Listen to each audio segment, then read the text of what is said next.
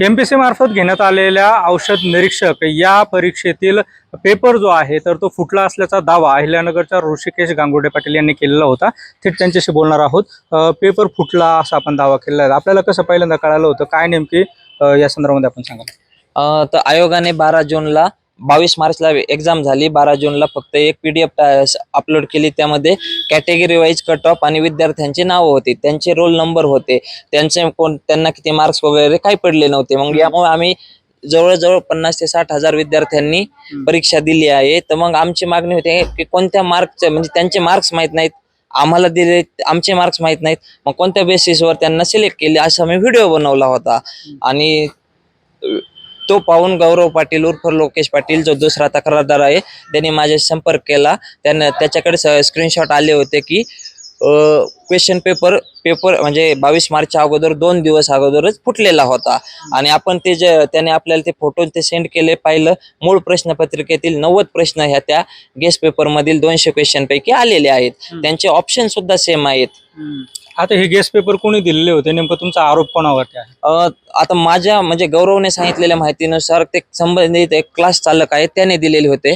तर आपलं असं म्हणणं आहे संबंधित विद्यार्थी कोणी असतील ते जे सस्पेक्टेड आणि सस्पेक्टेड क्लास चालक त्यांच्या मोबाईलची फॉरेन्सिक तपासणी करण्यात यावीची 22 मार्च, कारण नीट मध्ये पण त्या जुन्या चॅट हिस्ट्रीमध्ये सगळं आलं होतं। बरोबर। असं पण आता डिलीट केलं तरी चॅट हिस्ट्री काढल्यानंतर बाहेर येईल सगळं। पण लोकेश पाटील जे आहेत तर त्यांनी आता भूमिका बदललेली आहे, त्याच्याकडे कसं बघता किंवा त्यांच्यावर काही दबाव आहे असं वाटतं? त्यांच्यावर 100% दबाव आहे, कारण त्यांचे वडील आणि ते काल सकाळी आपल्याला 5:15 वाजता इथे भिस्तबाग चौकात भेटायला आले होते। इथले कोणते CCTV काढले तर ते मला भेटून हात वगैरे जोडून आम्ही माघार घेतोय वगैरे सांगतानाच दिसून येईल त्यात। त्यावेळेला त्यांनी म्हटलं त्यांच्यावरती काही दबाव होता वगैरे किंवा त्या आम्हाला तिथं राहायचंय वगैरे असे नातेवाईक वगैरे दबाव आणताय वगैरे म्हणले होते। लोकेश पाटील हे कुठले आहेत, मूळचे रहिवासी? ते मालेगावला जॉब करता, पण नंदुरबारचे आहेत असं त्यांनी सांगितलं होतं मला। आता या संदर्भामध्ये तुम्हाला काही दबाव वगैरे कोणाचा आला होता का, किंवा चौकशीसाठी तुम्हाला कोणी बोलवलं किंवा फोन केलेला आहे का? चौकशीसाठी अजून काही कोणाचा फोन आलेला नाही आणि दबाव वगैरे काही आलेला नाही। आणि जरी आला तरी माझ्या तक्रार मागे घेणार नाही, कारण हा सुज्ञ सुशिक्षित आणि दिवस रात्र अभ्यास करणाऱ्या 40,000 विद्यार्थ्यांचा लढा आहे, माझा एकट्याचा नाहीये। आता या संदर्भामध्ये ज्यावेळेस तुम्हाला पहिल्यांदा कल्पना मिळाली त्यावेळेला तुम्ही पोलीस प्रशासन असेल किंवा FDA असेल यांना तक्रार केली होती का, किंवा तुम्ही तक्रार कशा पद्धतीने केली? FDA ला मी पण मेल केला होता, त्याने अगोदरच केले होते। तर 24 जुलै 2026 ला 11 वाजता बोलवलं होतं। आम्ही तिथं जाऊन हे सगळे डॉक्युमेंट दिले त्यांना, आणि तिथून MPSC आयोगात गेलो होतो। 6:15 वाजले होते रात्रीचे। तिथले CCTV वगैरे निघतीलच समजा। तर अवर सचिव म्हणून लिंडवे सर आहेत, त्यांच्या इकडे आपण लेखी तक्रार दिली होती दोघांनी पण।